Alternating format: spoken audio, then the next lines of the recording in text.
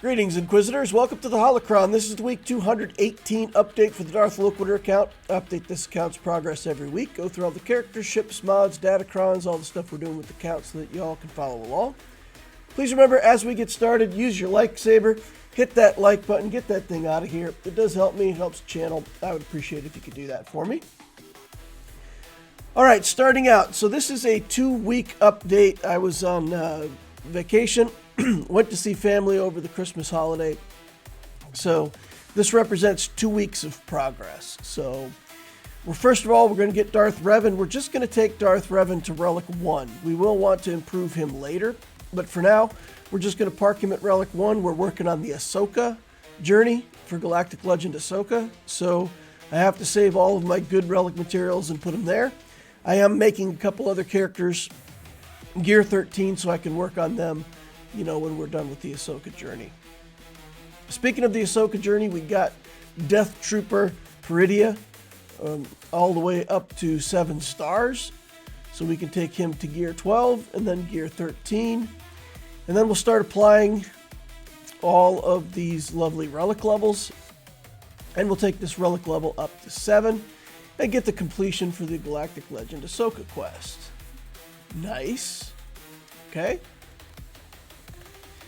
Now, also for the Ahsoka quest, we still have other characters that we have to build up.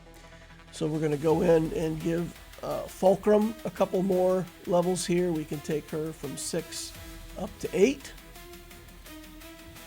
Okay, don't quite have enough to take her all the way to 9 to finish her out yet, but coming soon.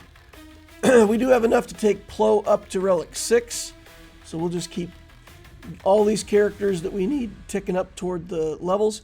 Plo and Ahsoka are the only two that still need relic levels. Everybody else that I have on that journey is already at their respective relic levels. So we're close to where we need to be.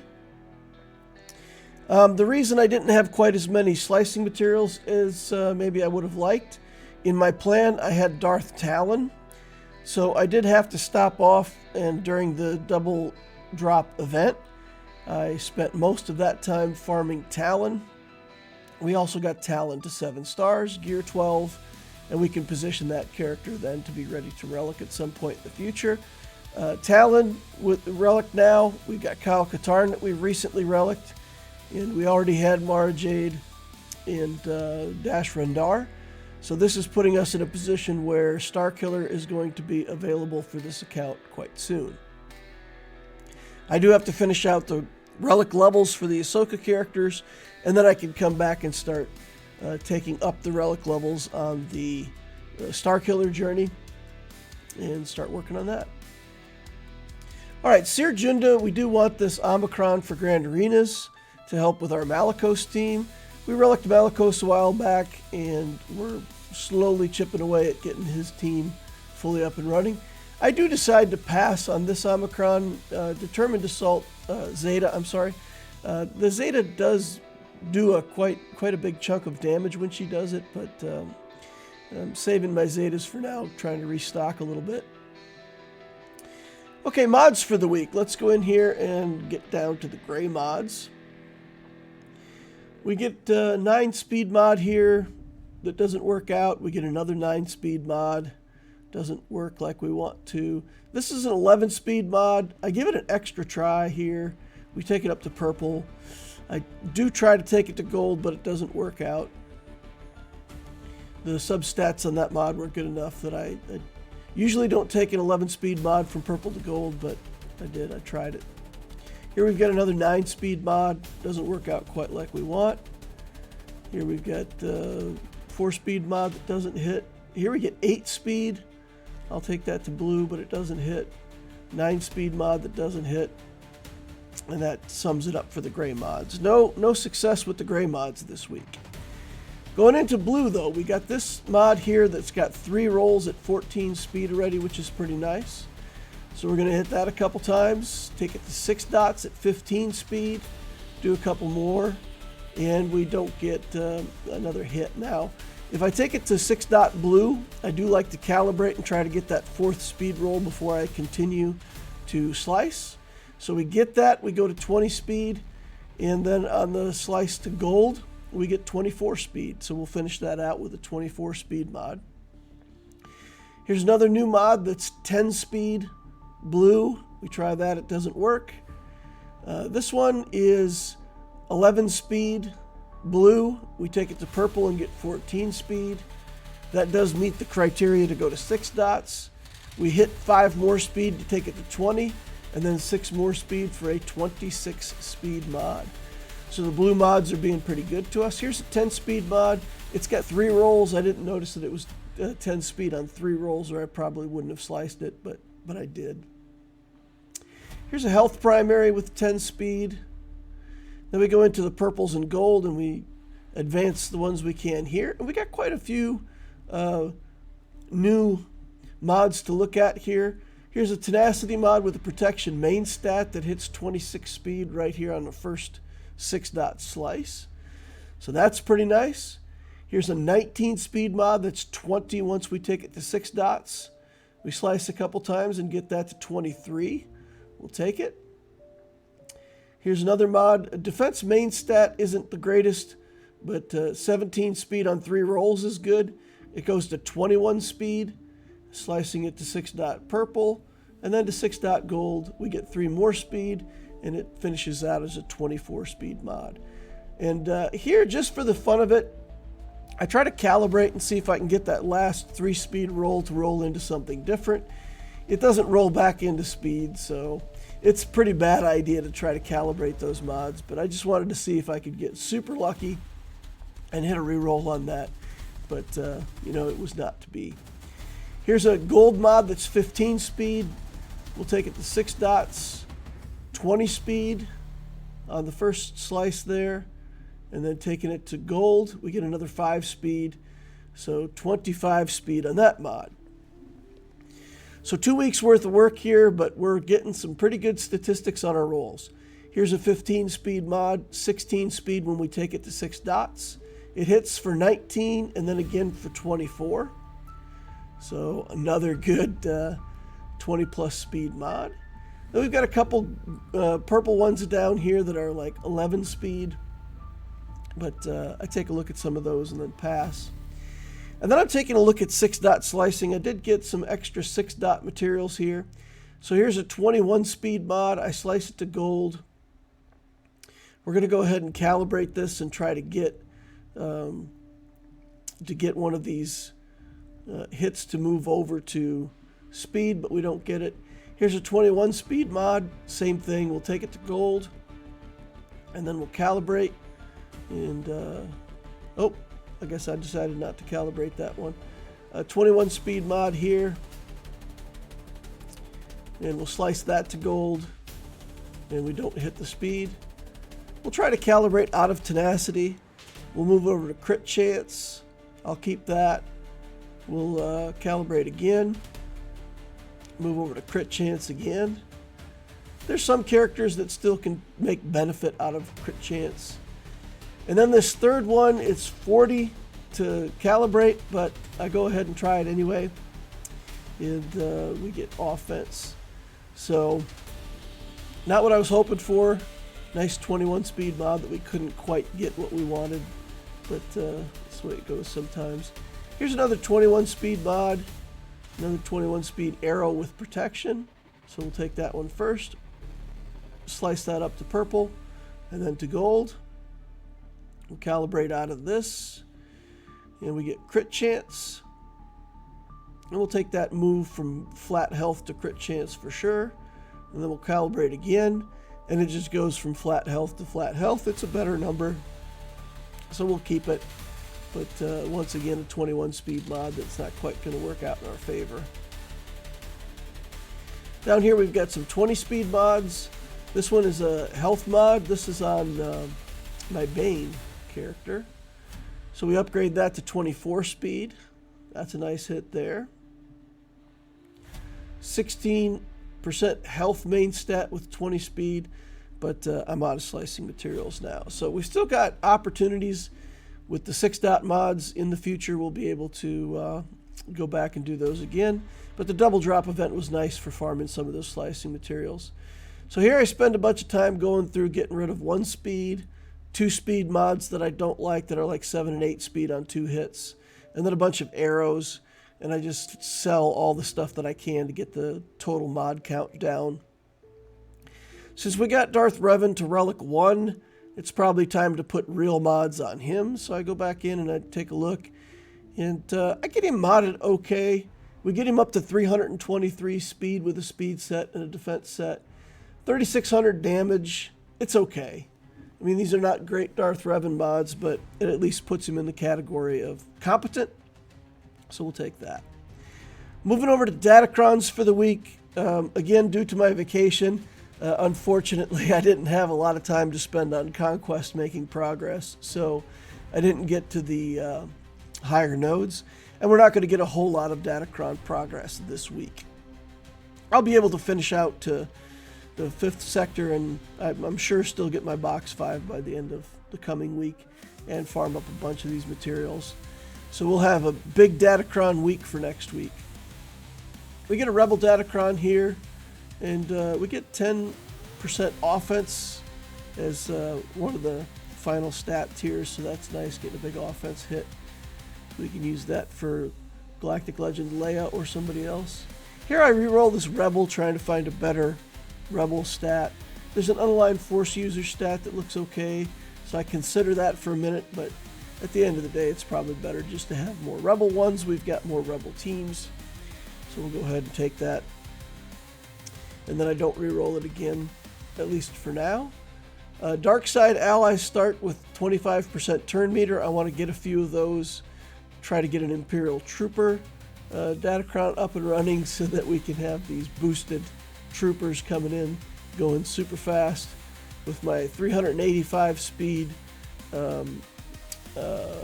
Moff Gideon under the Veer's leadership. I guess I don't have Moff Gideon on my trooper team anymore. Yeah, so he's off the team, but we'll try to get it as fast as we can with a fast Admiral Piet followed by a fast Veers in the lead, and we'll see if we can upgrade some of our matchups in Grand Arena for our troopers. Okay, we've got some more dark side mechanics, but I just get some basic Datacrons started, ready to go for the account. And of course, next week, a lot of those will be developed to 6 to 9, and we'll get a lot more good stuff in the account. All right, so week 218 to 10.66 million galactic power. We added 40,000 with those relics that we built. Brings us to an even 200 relics in the account. Yay. 177 Zetas, 39 Omicrons applied. My mod score went up again to 11.15. It shows that we have 155 mods at 20 to 24 speed and 72 at 25 plus speed. Although, you know, this doesn't quite keep up with the mods as I get them. It doesn't always show them being applied. So overall, still making good progress on mods week after week. There you see the chart, the score, and the mod analysis for people who are interested in the actual data. Next week's farming plan is pretty much the same as it's been. We're farming Enoch twice a week, Shin Hati, and Merrick. And if any other characters become farmable, of course, we'll add them to that list. In Fleet, we're just grabbing materials. Cantina, we're doing signal data. In mods, we're doing 4 days a week on slicing materials and 3 days a week farming mods. Refresh strategy is 3 on everything and then 4 on energy every day, just to make that Cairo. In the relic order priority, this has been going according to plan. We added that Darth Revan, got him relicked, also a Death Trooper Peridia. And we'll look at Talon next, and then Enoch after that. I figure it'll take a week, maybe 2 to get Talon, and then I think Enoch is 3 weeks out, based on how much we have to farm. And then, of course, General Syndulla and Padawan Sabine are out there in the future. Whenever they become farmable, I still have to get them to 7 stars. By then, we'll probably have to insert some other characters in there. Let's talk about the 2025 goals. This is the last holocron for 2024. So my goals for 2025 is to get this account to what I would consider endgame status, where I'm just working on new things in the game and I'm not necessarily looking over my shoulder trying to fill in all of the old stuff that I don't have. We'll be in a position soon to be able to fill in the Sith Empire stuff. We'll get Malak finished out. We'll get Revan. We'll get Bastila Shan Fallen to Relic. And we'll be able to work on Leviathan once I get those characters positioned. So we'll get the Darth Revan stuff. And then, of course, we're working on Galactic Legend Ahsoka, so all this takes a backseat to that. Starkiller should be able to be unlocked maybe even before we get GL Ahsoka. So I should be able to fill out all the relic levels on Ahsoka, and then depending on how those last characters become farmable, there's going to be a gap in there, and with that gap I may be able to take the relic levels up on my characters to get Starkiller. So we'll grab him. And then after we get done with Galactic Legend Ahsoka, Baylan Skoll won't be far behind on that free-to-play timeline. Afra is, I think Hondo is the only thing we have left to finish to get that Afra in the account. Wouldn't be a bad character to have. And then Galactic Legend Vader's the last big gap. But I don't feel an urgent need to go back and get that character. I will. I feel like someday they'll make a Bad Batch Lightspeed bundle. I'll grab that and go back and work on Lord Vader then. But by the end of 2025, I should be able to fill in all of this stuff. Should have the Sith Empire done, Leviathan, Baylan Skoll, Starkiller, Afra. So that all of the, quote, old content should be in my account. And we'll just be working on the new stuff as it comes out.